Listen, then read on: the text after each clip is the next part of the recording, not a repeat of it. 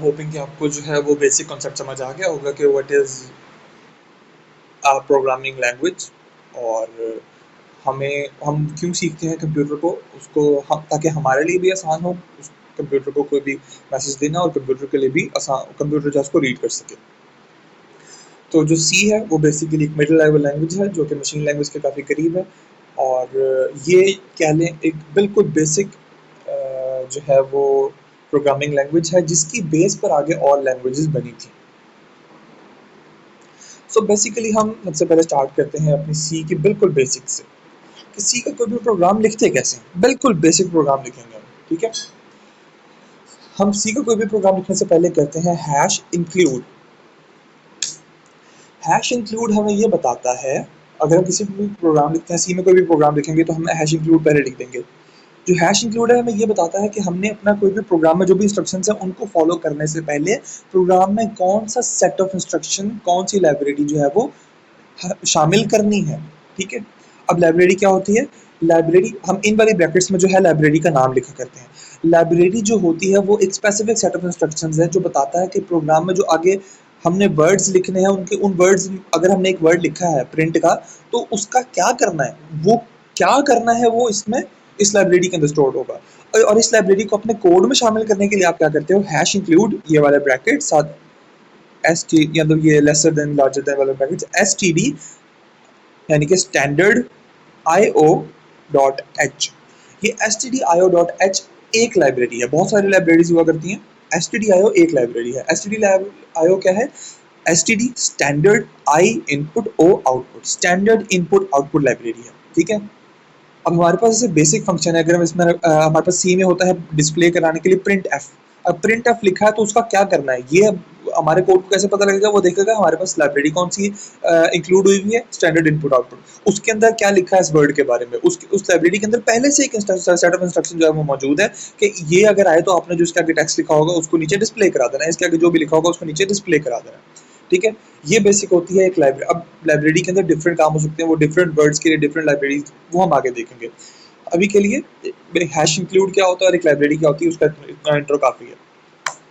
अब हम आ जाएंगे इस पर। सो हमारे पास जो है वो इंक्लूड के बाद आ जाता है इंट मेन। इंट मेन का फंक्शन, इसको आप हमेशा इस तरह से लिखते हैं, इंट मेन, और आगे ये पैरेंथेसिस फ्लावर ब्रैकेट्स, ठीक है। इंट बेसिकली आपको बता रहा है कि इंटीजर जो आपका मेन है ना, ये मेन आगे दो पैरेंथेसिस जो ब्रैकेट्स लगे हुए, मेन, ये आपके एक फंक्शन है आपके प्रोग्राम का, ठीक है। और एज इट्स नेम सजेस्ट, ये आपके प्रोग्राम का मेन फंक्शन है।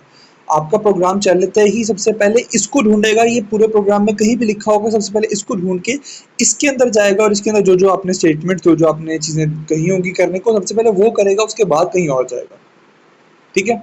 और जो मेन से पहले इंट लिखा है वो ये बताने को कि ये वाला जो फंक्शन है ये कौन सी value at the end return करेगा, ठीक है। अब वो रिटर्न क्या आता है वो हम आगे देख लेते हैं।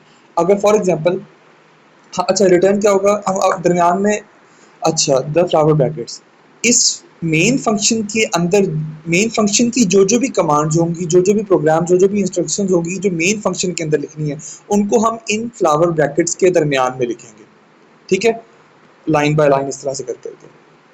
और एट द एंड हम यहाँ पर लिख देंगे रिटर्न जीरो। सेकेंड, हम यहाँ पर लिख देंगे रिटर्न जीरो। अब इससे क्या होगा कि जब आपके प्रोग्राम सक्सेसफुली पूरा एंड हो जाएगा, रिटर्न जीरो आपने कर दिया, आपने पहले बताया इंटीजर टाइप रिटर्न करनी है, यहाँ पे हम क्या रिटर्न करा रहे हैं? रिटर्न करा रहे हैं जीरो। जीरो क्या है? एक इंटीजर है। अगर तो अब आपके प्रोग्राम में लिखी हुई सारी स्टेटमेंट सही है और सही से लिखी हुई है, कोई एरर नहीं आता, प्रोग्राम जो है सक्सेसफुली एंड हो जाता है, कंप्लीट हो जाता है, एग्जीक्यूट हो जाता है, तो आपका वो एंड पर जीरो, आपको एज ए रिजल्ट एंड पे शो करेगा कि आपका जो केस है वो जीरो है, ठीक है। रिजल्ट आपको जीरो शो कराएगा आपका जो जो आपने लिखा है वो काम करने के बाद। अब वो चाहे आपने कुछ डिस्प्ले कराया, कुछ भी कराया, उसके बाद एंड पर वो आपको जीरो देगा, यानी कि आपका प्रोग्राम जो है वो सक्सेसफुली एग्जीक्यूट हो गया। अगर वो सक्सेसफुली एग्जीक्यूट नहीं होता तो एंड पे आपको वन दे देगा, ठीक है। इंटीजर का मतलब ये है कि एंड पे जो रिटर्न करा रहा है वो हमें एक इंटीजर वैल्यू है जीरो, ठीक है।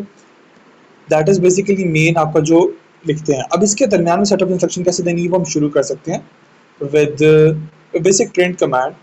कि हम कर सकते हैं जी प्रिंट एफ। अच्छा, इसके अंदर कुछ डिस्प्ले कराना हो, कहीं पे भी कोई टेक्स्ट डिस्प्ले कराना हो तो उसके लिए प्रिंट नहीं प्रिंट एफ यूज होता है, और उसी तरह उसके आगे जो है ब्रैकेट्स यूज होंगी, उसके अंदर डबल कोटेशन मतलब ये डबल कोटेशन इस तरह लिखेंगे और उसके दरमियान में लिख देंगे जी जो भी आपने डिस्प्ले करवाना है। ठीक है, उसके बाद आप अपने इसको ये वाला कंपाइल एंड रन का बटन प्रेस करेंगे, अपना जो प्रोग्राम है उसको कोई भी नाम देकर सेव करेंगे। अब ये यहाँ पर नहीं चला, इसकी बेसिक वजह ये होती है कि हमारा जो सी का कोई भी प्रोग्राम होता है उसकी हर लाइन के एंड पर आपको सेमीकोलन लगाना ज़रूरी होता है। सेमीकोलन लगाना ज़रूरी इसलिए है ताकि अब ये एक ऐसी लैंग्वेज है जिसमें आपको हर चीज़ बतानी पड़ती है कि यहाँ पर ये वाली लाइन एंड हो चुकी है, तो अब इसको पता कैसे चलेगा कि ये वाली प्रिंट एफ वाली जो लाइन है ये पूरी हो चुकी है, जहाँ पर उसको सेमीकोलन मिल जाएगा। अब सेमीकोलन लगा दिया, it will work perfectly fine. ये हमारे पास कमांड प्रॉम्प्ट जो है ओपन हुआ और आई लव रेन लिखा आ गया। सिंपल, आपको अगर सी में कुछ प्रिंट करवाना है वैसे चलेगा, याद रखिएगा फंक्शन के आगे नहीं, लेकिन अगर कोई भी आपके पास फंक्शन के अंदर जितनी भी इंस्ट्रक्शंस हैं उसके आगे जो है वो आपको सेमीकोलन लगाना ज़रूरी है। So this is our basic C program to print anything, जो कि है आपका प्रिंट एफ। और आगे अगर आपने कोई भी चीज़ प्रिंट करवानी है, कोई टेक्स्ट प्रिंट करवाना है तो उसको आप इस तरह डबल कोटेशन में पैरेंथेसिस के अंदर लिख के कर सकते हैं। हमने जो पाइथन की बेसिक्स देखी उसके अंदर याद होगा कि सिर्फ हमें प्रिंट करवाने के लिए क्या लिखना पड़ता था, प्रिंट ब्रैकेट के अंदर डबल कोटेशन और दरम्यान में कुछ भी लिख दिया। वो एक हाई लेवल लैंग्वेज है जिसमें इतना सा लिखना भी काफ़ी होता है, उसमें नहीं आपको बताना पड़ता कि मैंने इस चीज़ के लिए कौन सी लाइब्रेरी जाके इंपोर्ट करनी है, बहुत ज़्यादा आपको नहीं बताना पड़ता कि आपका मेन फंक्शन कौन सा है, रिटर्न क्या करना है, ज़्यादा आपको उसमें ज़्यादा ये चीज़ें नहीं करनी पड़ती। सी चूंकि ज़्यादा करीब है मशीन लैंग्वेज के, आपको ज़्यादा चीज़ें बतानी पड़ती हैं, ये एज कम्पेयर टू पाइथन ज़रा मुश्किल होती है। लेकिन वो इसीलिए क्योंकि ये बाइनरी के ज़्यादा करीब है, बाइनरी के जितना मशीन लैंग्वेज के जितना करीब जाएंगे उतनी हमें मुश्किल होती है। So this is our basic program to print anything. अब इसके अंदर हम और आगे देख लेते हैं कि अगर हम करना चाहें, अच्छा हम यहाँ से क्या करेंगे, control A select all, control C copy हो गया, यहाँ पर आके कंट्रोल वी पेस्ट हो गया, कंट्रोल ए से सेलेक्ट ऑल, कंट्रोल सी से कॉपी, कंट्रोल वी से आपका पेस्ट। ठीक है, अगर हम यहाँ पर लिखते हैं I love rain, it's really beautiful. ठीक है, ये हमने लिख दिया। Oh just a second, it's really beautiful.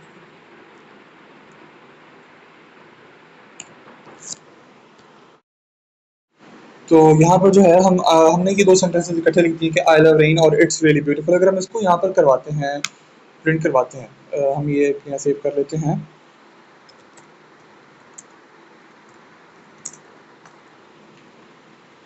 तो ये जो सेंटेंसेस इकट्ठे लिखी हो आगे, अब हम क्या चाहते हैं कि ये डिफरेंट लाइन में आए, तो हम क्या करेंगे, इसके दरमियान में एक बेसिक ऐड कर देंगे backslash n. Backslash n add करने से क्या होगा, अब देखें जहाँ पर हमने बैकस्लैश एन ऐड किया था वहाँ पर जो है वहाँ से ये न्यू लाइन में जा चुका है। बैकस्लैश एन करने से आगे उस बैकस्लैश एन के आगे वाला सब कुछ एक नई लाइन में शिफ्ट हो जाता है। ठीक है, इसी तरह अगर हम दरमियान में करेंगे बैकस्लैश टी, तो ये दरमियान में एक टैब जितनी स्पेस ऐड कर देता है। एक टैब की प्रॉबेबली होती है 4 स्पेसेस, एक टैब का मतलब होता है 4 स्पेसेस, तो दरमियान में 4 स्पेसेस जो है वो ऐड कर सकता है। ठीक है, इसी तरह हम कुछ और चीज़ें जो है वो देख लेते हैं जो कि आपके बैकस्लैश के साथ ऐड होती हैं। उसमें से जो ज़रूरी है वो मैंने मार्क कर दी हैं। बैकस्लैश एन जो है वो यूज़ होता है न्यू लाइन के लिए, बैकस्लैश टी जो है वो यूज़ होता है टैब इंसर्ट करने के लिए। बैकस्लैश दब 2 दफ़ा इसलिए करते हैं अगर हमने अपनी प्रिंट करवाते हुए साथ कोई बैकस्लैश डालनी हो तो हमें उसको फिर इस तरह से डालना पड़ता है। अगर हम चाहते हैं यहाँ पर I love rain backslash it's really beautiful print हो, तो हम 2 दफ़ा बैकस्लैश डालेंगे, एक दफ़ा नहीं। एक दफ़ा डालेंगे तो वो उसको कोई बैकस्लैश एन या बैकस्लैश टी का अधूरा फंक्शन समझ के एक एरर दे देगा। अब यहाँ पर दरमियान में हमारे पास बैकस्लैश जो है वो आ चुकी है। इसी तरह अगर आप चाहते हैं कि आपका जो प्रोग्राम है उसके अंदर आपका जो टेक्स्ट प्रिंट हो रहा है उसके अंदर जो है वो डबल कोटेशन साथ प्रिंट हो। अब आपको पता है अगर आप यहाँ पर वैसे डबल कोटेशन डालेंगे तो ये स्ट्रिंग खराब हो जाएगा, लेकिन अगर हम चाहते हैं कि हमारे पास जो टेक्स्ट प्रिंट हो उसमें आई लव रेन के ऊपर कोटेशंस लगी हुई हो, तो आप क्या करोगे, बैक स्लैश डबल कोटेशन और यहाँ पर भी बैक स्लैश डबल कोटेशन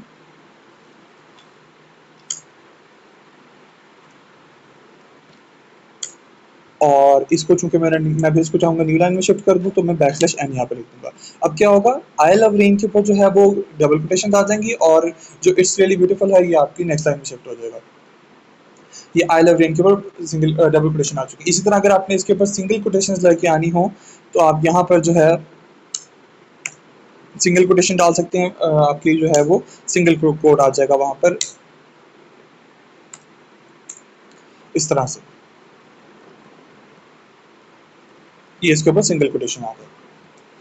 इसके अलावा जो है हमारे पास इसमें कुछ खास ज़्यादा ज़रूरी नहीं है, अगर आपको कुछ चीज़ें इसमें से बेहतर लगें तो यहाँ से देख सकते हैं, लेकिन इसमें और कुछ इतना इंपॉर्टेंट नहीं है, जो इंपॉर्टेंट था वो मैंने बता दिए। सो दिस इज बेसिक सी का प्रिंट फंक्शन जिसमें आप इसको बेसिक डिफरेंट चीज़ें प्रिंट कर सकते हैं। इसमें एक एक्सरसाइज है करने के लिए, अब कंट्रोल एंड दबाएंगे एक नई फाइल ओपन हो जाएगी इस कंपाइलर में। अगर आप इसके अंदर एक बेसिक प्रैक्टिस के लिए कोई करना चाहते हैं तो control A control C control V. अगर आप चाहते हैं इसके अंदर कोई बेसिक एक एक्सरसाइज करना, बेसिक एक प्रैक्टिस के लिए, तो आप एक शेप प्रिंट कर सकते हैं बेसिक। अगर हम चाहें तो एक हम बेसिक ट्रायंगल प्रिंट कर सकते हैं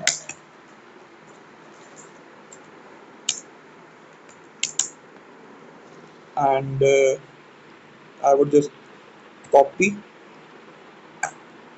पेस्ट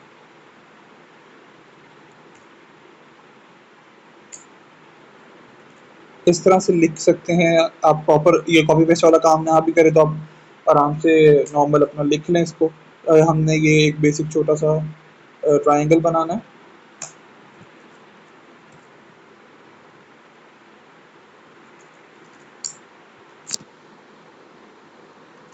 और इसको अगर अब मैं कंपाइलर रन करूंगा